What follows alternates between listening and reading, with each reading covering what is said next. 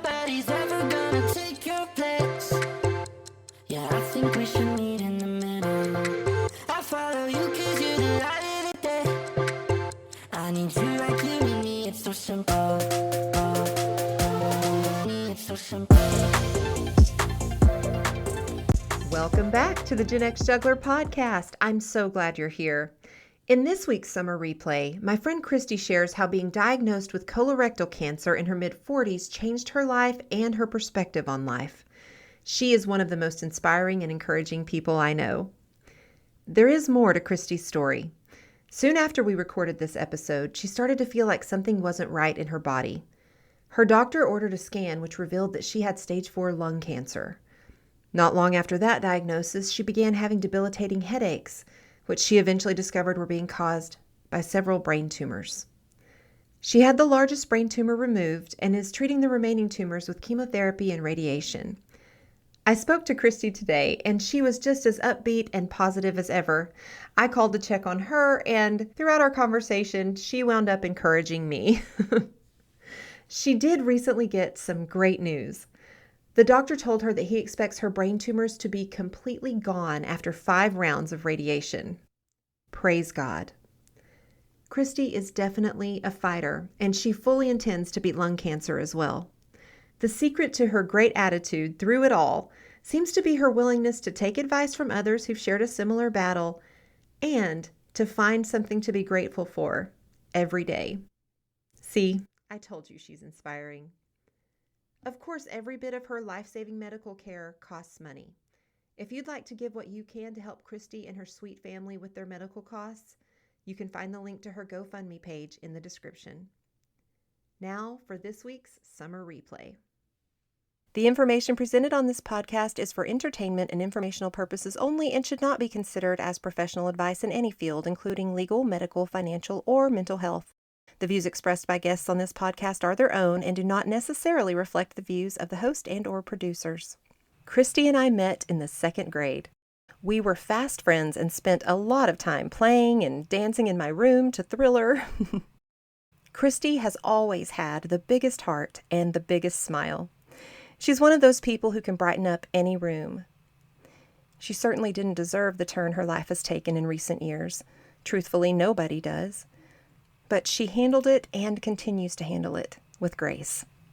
You've been on an extreme health journey in the past few years, and I'm so glad that you're here to share your story. Thank you. In 2022, it started in August. I was having some symptoms. Basically, I felt like I had hemorrhoids. They just kept getting worse, and I went to the doctor and I tried over-the-counter medicine and stuff, and none of that worked. And it just seemed like it was getting worse and worse and worse. And I couldn't stand, I couldn't sit, I couldn't lay down. I just wasn't comfortable anyway. I was working at the time in an office and I couldn't even work. I kept having to go home because I just could not sit there and concentrate, and I was hurting so bad. This went from August to January, and in January I talked to my doctor. I told him, I was like, we got to try something else.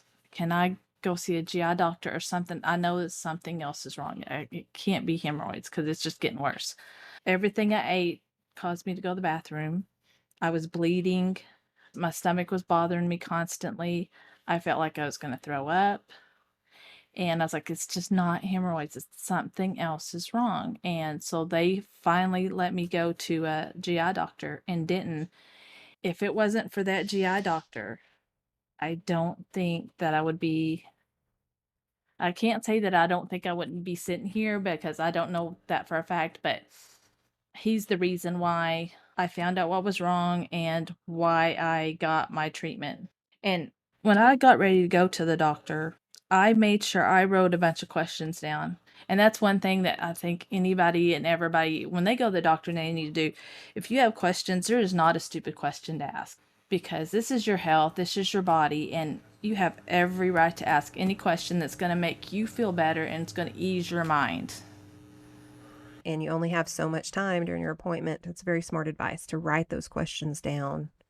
How did he wind up diagnosing you? Well, I had to have a colonoscopy. He came in after the colonoscopy and he said, okay, Crystal, we found a mass, but we're sending it off and then we'll let you know what it is. And so on the way home, I remember I was crying, I was upset, and my husband kept telling me, think positive, think positive. And in my mind, I kept thinking, okay, I know something's wrong. I know it's cancer. And, I told you once before, my two fears in that whole health thing was getting rectal cancer and having a permanent colostomy bag. In my mind, I thought, is this my fear? Is my fear coming true? So it wasn't even a week, and he called and said that I had rectal cancer. Oh my goodness. I didn't know what to say because in December my mom passed away. So I found this out in February, and I was just like, really? My mom was the rock of our family. She was the strong one. She's the one with all the faith, and she was all this, and she wasn't there no more. So I was like, what do we do? Because we were lost. Our family it was like a big hole. Of course. Now, Yeah. this is something else on top of it. And like, what are we going to do? So the GI doctor said, okay, these doctors are the best. This is where you need to go. They're going to help you. And it was UT Southwestern in Dallas. In my opinion, that's like the best place you could go in the state of Texas if you have cancer, because they're going to cure you, or they're going to try, and they're going to give their best effort possible. And it's not just going to be one person, it's going to be several working on you. So by this time, we had to change insurances just to be able to go there and talk to Dr. Ali, who is the surgical oncologist, one of them there. And I made an appointment with her. My dad went with me because my husband was working. It was her and 30 different doctors that all talked together to decide what was the best course of treatment, because they didn't even know what stage it was yet. Wow. Yeah. So when I went home, I was walking around in a fog, and they were in constant contact with me. They were constantly calling me saying, okay, this is what we're going to do. We're going to do radiation first, then chemotherapy. And then they called me back and they said, no, we think chemo was probably going to be the best thing to do first, then radiation, because of where it was located. Trying to shrink it more with the chemo initially? Yes. And they said, we're going to send you to this doctor first, Dr. Verma, and he was my main oncologist. And they said, then what we're going to do, because of where it's located, you're going to have to see a oncologist who is also a gynecologist. I mean, they had a list of a care team. And they told me all these different people, they're going to be your resources. If you need anything, you call them. So they made sure you didn't feel alone or ignored, and you didn't have to just sit around waiting if you had a question. They were so caring. I was a nervous wreck. I was upset. I was crying. I didn't know how to handle what they were telling me.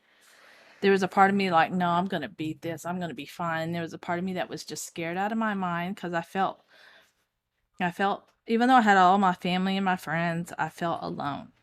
I felt by myself, because I'm like, how am I going to do this? Because right now I feel broken, because one of the most important people in my life is not here. I feel broken. I don't know what to do. And I don't want my family to go through this, and I don't want my husband and my children to go through this again. And so it was just, I was kind of lost. So you were worried about your own cancer, your own health problems. And then on top of that, because of your role as a wife and a mom and a daughter and a sister, you're worried about everybody else too. I'm the oldest of me and my sisters. The older sister usually, our older sibling usually feels like they have to take charge and take care of their younger ones. And since my mom wasn't here, I thought, I need to take care of my dad and my sisters, because my mom wasn't here to do it. And I just felt like I need to take care of everybody. And I thought, okay, how am I going to do this? I started chemo. Beforehand, I had to go in and get my port put in. They explained everything to me. They're like, okay, this is what you're going to do. You're going to get chemo, and you're going to get so many chemo treatments, and you're going to do the IV chemo first. And so the first day I went in there, I remember walking in there, and it's a great place to be, because you can feel hope and stuff when you walk in that building. It's a different feel. But also you look at all these people and you're like, man, this is a group that I just did not want to be a part of, but this is a group that I'm a part of. Yeah. And so when we went in there and they got me hooked up, they tried to tell me, okay, try to, on the day of your chemo, try to eat something so you're not getting all that chemotherapy on an empty stomach and you get sick. Inside there, they had snacks and they had drinks and they had, in your little room, there was a chair, television, but you could go down the hall and get all that stuff if you needed it.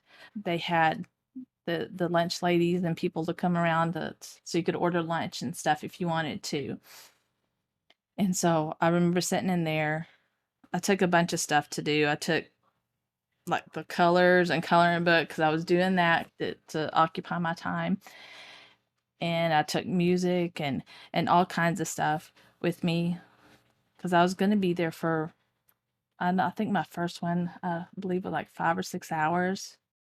It's a long period of time, and my husband went with me, and of course there's a place for them to sit too. And I remember feeling it just made me so nauseous and so sick. And they told me that, let us know if you're feeling nauseous. Let us know how you're feeling. When I would go get my chemo, each day I'd have a new nurse. Each time I'd have my own little care team that would come in there and take care of me. The first time, I remember when I got done, they hooked up a chemo pump. I had to take a pump home, and I'd have it from, I think, till like Saturday, I believe it was. And then my treatments were usually on a Monday or Tuesday. And when I was done on Saturday, we would disconnect it, and then I had that whole week, the next week, to try to feel better before I'd have to do it again because it was every other week. Oh my goodness, that sounds like such a roller coaster for your body. It was, first and foremost, you have to trust your doctor because they know what they're doing, and if you don't trust your doctor, you're not going to be able to get well, especially with something like that. That's a good point. And everybody feels different, I think, after they have chemo, but I was so tired. It just wore me out. And we live in Aubrey, so we drove from Aubrey to Dallas, which is not that far. It's maybe from like Channing to Amarillo. It's not really that far at all. So about an hour's drive? Yes, depending on the traffic. So when I'd get home, I'd lay down and I'd sleep, and then I'd feel sick and I would try to eat. I was doing chemo, and I don't know if a lot of people experience this, but it felt like I had lockjaw. It would hurt to chew. It hurt to swallow. Plus, everything I was eating was making me feel nauseous, and they give you pain medication to take. They give you all kinds of stuff to take to help with that. Things to do to make you feel better. And so I was trying that stuff, and the one thing that made me feel better was grape Kool-Aid, as crazy as it sounds. And I couldn't have anything cold Really? because I was getting neuropathy. I couldn't touch nothing cold. I couldn't, nothing cold. Drink nothing cold, touch nothing cold, because I touch it and my fingers felt like they were just, it hurt so bad, my feet and my hands. And they told me that was a symptom that you could get during chemotherapy, was neuropathy. And that was one thing that I got. So many times, and especially in your case, it seems that way, the attempt to cure is worse than the cancer. You just have to stay sick for so long to try to get better. Yes, it's like a lot of things, sometimes the side effects are worse than what you're actually going through. Um and each time that I had chemo, I got a little better. Oh, that's I good. started hurting a little less, and I joined a colon rectal cancer Facebook group. I'm still a part of this group. They are wonderful. They are so caring, loving. They will give suggestions. They will pray for you. Their goal is to make you feel like you are strong and you can get through anything. And everybody in this group does that. That is awesome. Community matters when we're going through the hard stuff for sure. I'm so glad you had them. Yes, and I would talk to them a lot.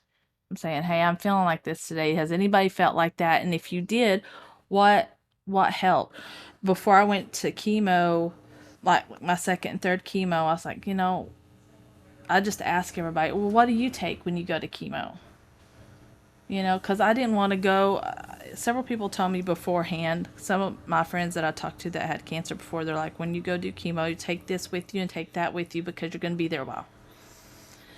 Take your own blanket or take something that means something to you. Take the stuff with you that makes you feel comfortable because you're going to be in an uncomfortable place. I started feeling like, I slept all the time. I felt like an absentee parent, absentee wife. I'd have people calling me all the time, and sometimes I wouldn't answer because I was just like, I'm tired. I'm in a place where I just would not be good to talk to. And of course, that would scare everybody if you don't answer. Oh, yeah. So this might be a good time to kind of go into something we talked about before we started recording about your interactions with people during the time you had cancer. I think we all want some insight on how best to love the people who are going through something like that. Like I was telling you before, when I would talk to my like family and my friends, they were so encouraging and loving, and they were just like building me up and stuff like that. But then there was times that when I would talk to them, I was feeling bad. I was feeling emotionally, physically, mentally drained, and I kept questioning, is this treatment going to work? Or is this treatment not going to work? And am I going to die? And just all these things kept going through my head, and I'd want to talk to them, and they're like, no, no, no, no, don't think that way. And sometimes whenever whether it's cancer or if you have any kind of other health problems, those thoughts sometimes get in your head, whether you want them there or not. Sure. I came face to face, so to speak, with my mortality. I was like, okay, I'm not afraid to die, but I don't want to die right now. In my mind, it's not my time. God forbid if it is, then it is. I mean, you can't live in fear that you're going to die because you're not going to live if you do that. And I kept sitting there thinking about all the things that the cancer took away from me. The very last Christmas I had with my mom, I didn't go up to their house as early as I normally would because it didn't feel good. And I left earlier than I normally would have because I didn't feel good. And I laid there and I would think about that. I'm like, this cancer kept me from the last holiday I got to spend with my mom, not knowing it was my last holiday. And I was so angry. I told several people, I was like, I'm mad. I'm angry with God because I don't understand. And at that time, I was like, okay, I'm having a pity party. I'm feeling sorry for myself. But I'm like, why are you doing this to me? There were several times, Debbie, that I would lay there in bed and I'll probably look crazy, but I would talk to him. I'm like, why are you doing this? What reason has all these events that's happened? Why? What did I do? What did my family do? Am I being punished for something? And then I called the chaplain that UT Southwestern provides, and I was telling her about this stuff, and I was telling her about my family. I'm like, they don't listen to me. My friends, they're so encouraging and so loving, and that's great. But I was like, I just want to vent. Yeah. And she told me, she goes, okay, Crystal, I understand you want to vent, and you have every right to. But you got to also you want them to look at it from your point of view. You need to look at it from their point of view. They want to help you and they can't. They feel like their hands are tied. They feel helpless and they're scared. And they're looking to you because you're the one that's sick. They're looking to you to lead the way. Wow.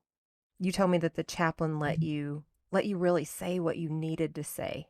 She did. And she told me, she goes, it is okay to be angry with God. He's got big shoulders Yes. and he's going to love you regardless. And he's going to stand by you regardless.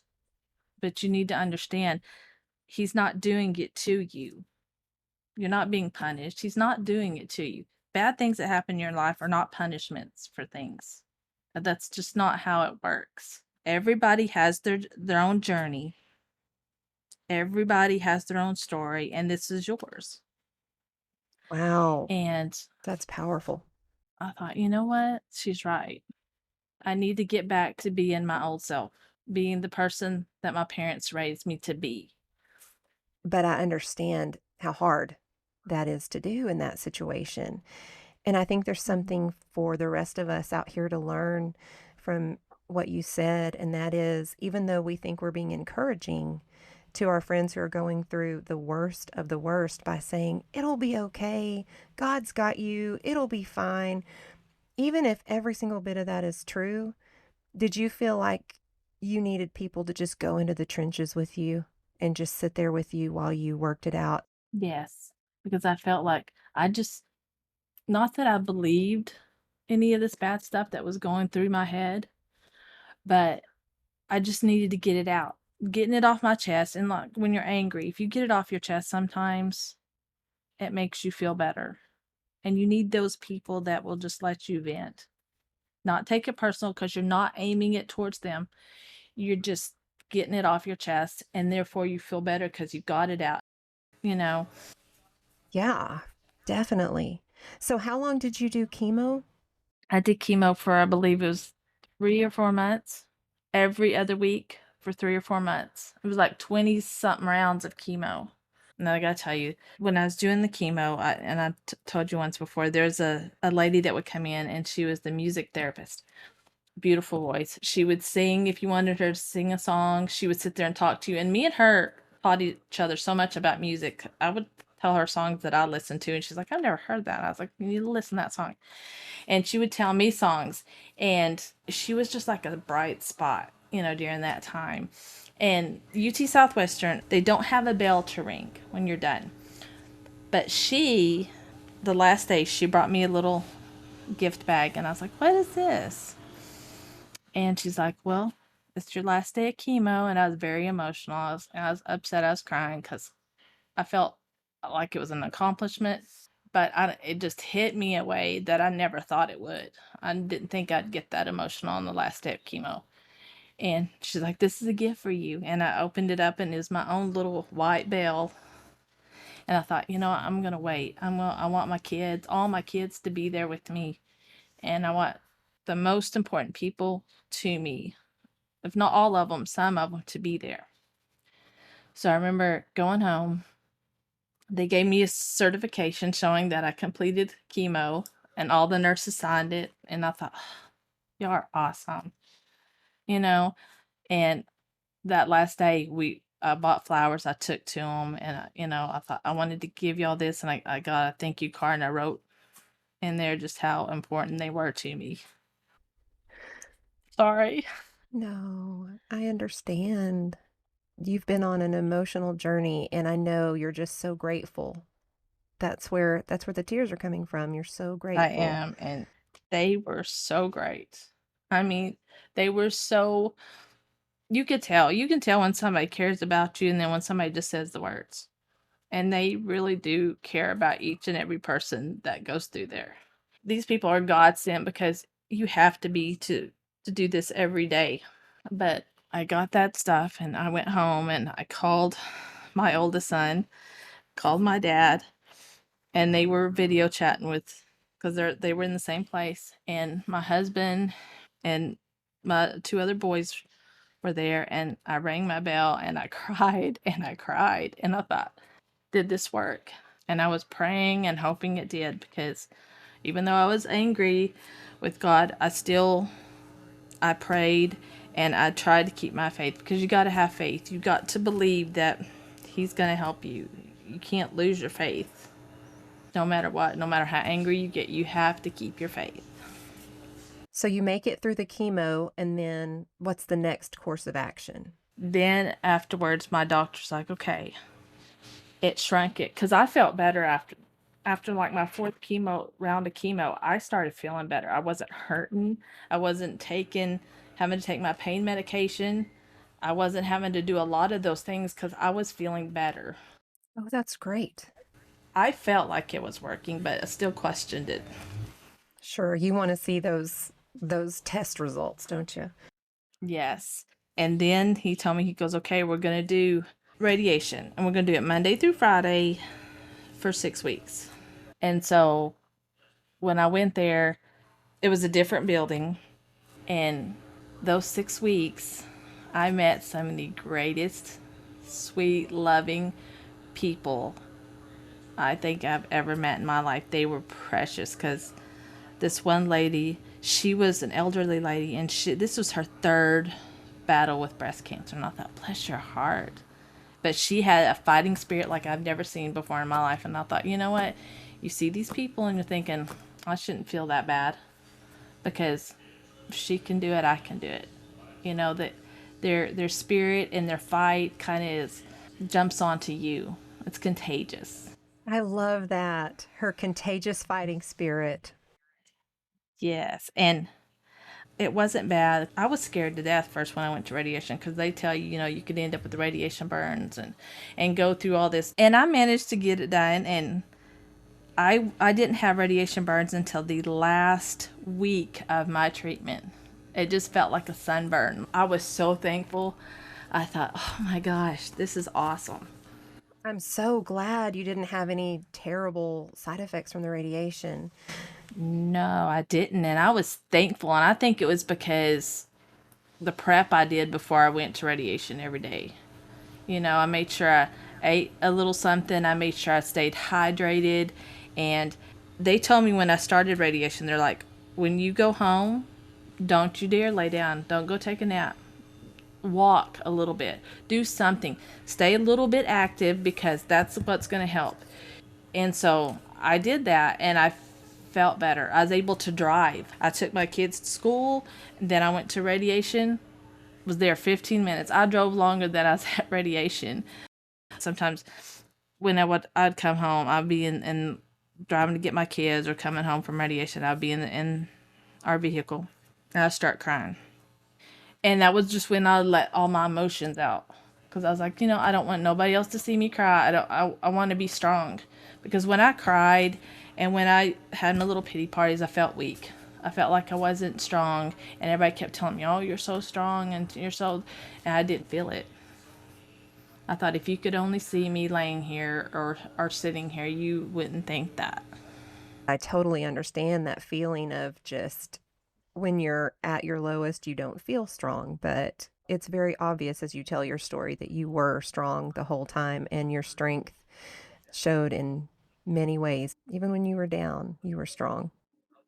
Oh, thank you. I mean, I think just because you cry doesn't mean you're not a strong person. Oh, for sure. I've been told that by many people. And I remember I told you the other day, I was like, I remember when I was talking to the chaplain, I told her something that a lady told me on Facebook. She's like, the lady told me, she goes, Crystal, you might have cancer, but cancer doesn't have you. Remember that.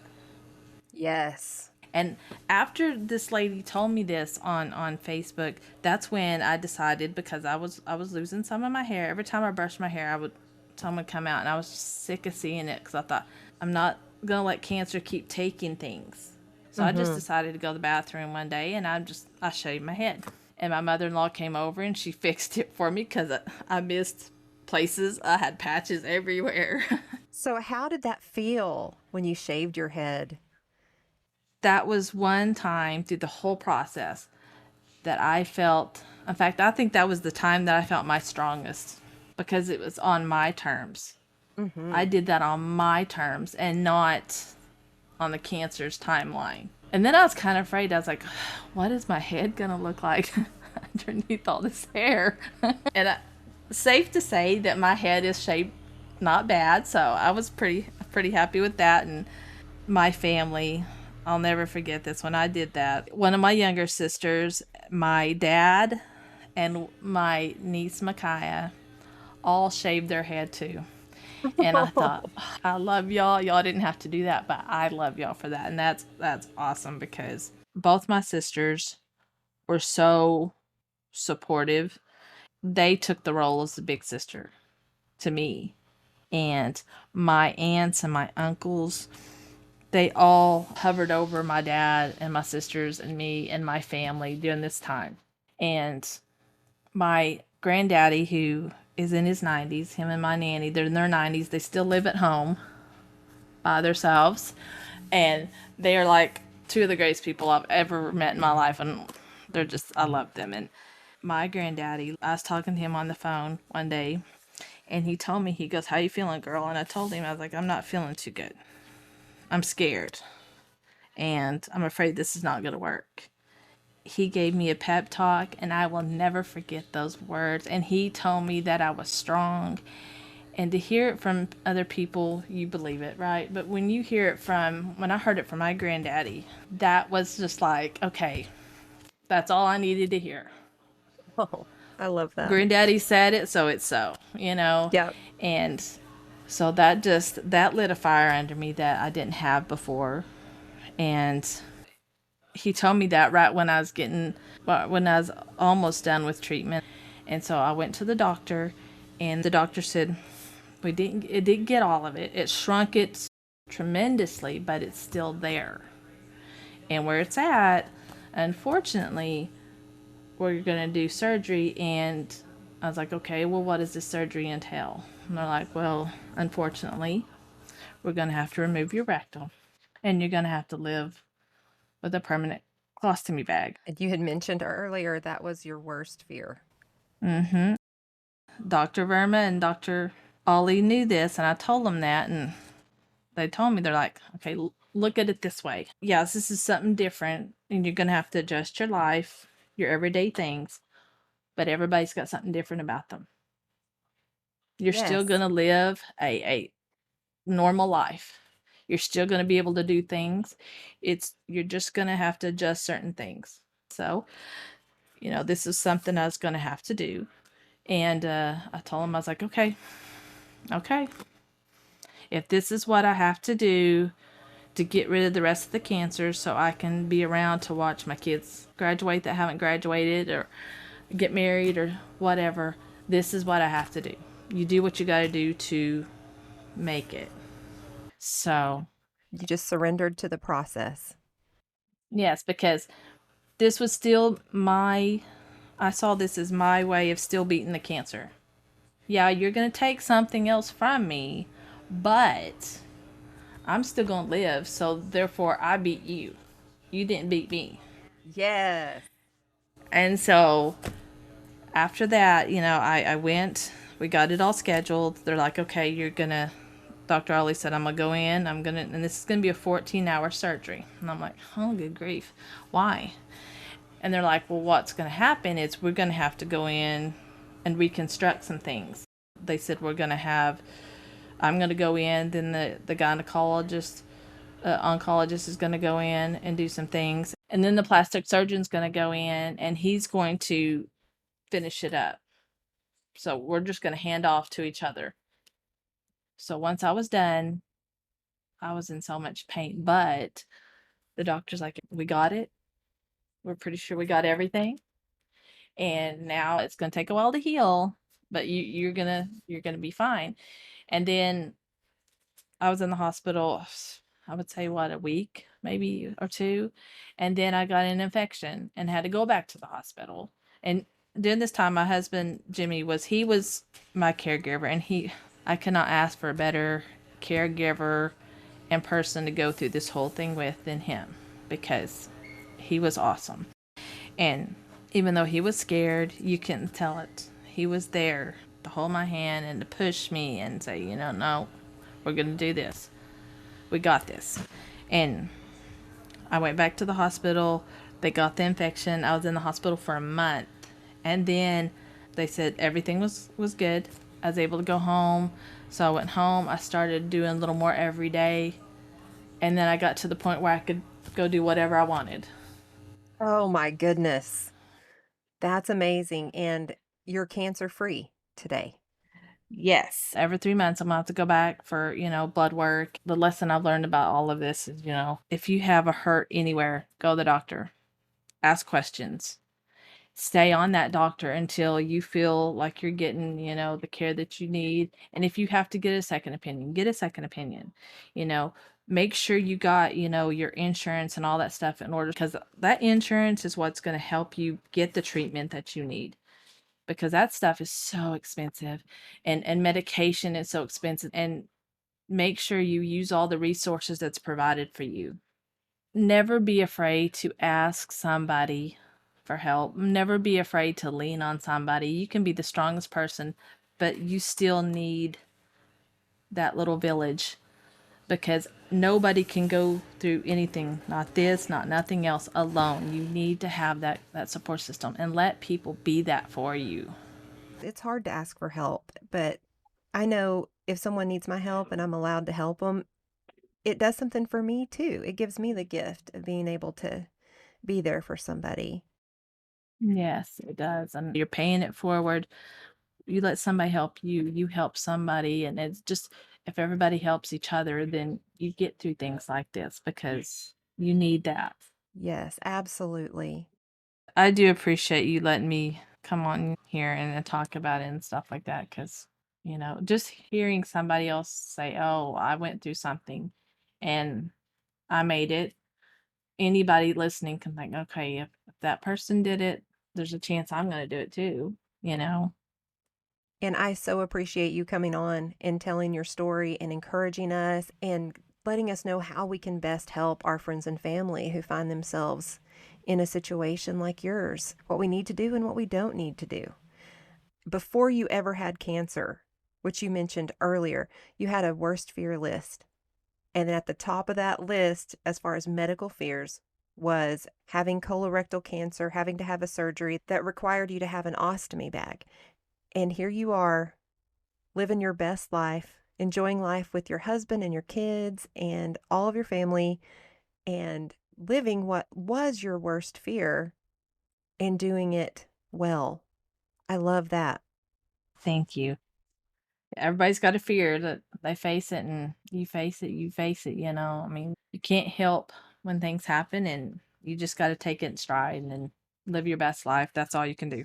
That's right, girl. You're out there slaying giants. I just want to tell you, thank you so much for having these podcasts. I mean, I've listened to all of them and they really do help. I mean, it's always nice to hear other people's stories, because you can take from everybody's story and probably make it a little bit better for yourself. So I appreciate you doing this podcast. Oh, thank you for saying that. I so appreciate you being part of this community, and I'm so glad you're healthy. And I'm just so excited that now it's time to just live life. Yes, thank you. Thank you. Thank you. You're so, so, so welcome, and I feel like it's my pleasure. That does it for this episode of the Gen X Juggler podcast. Christie has turned her pain into purpose. She regularly shares her story with others who are battling cancer to encourage them.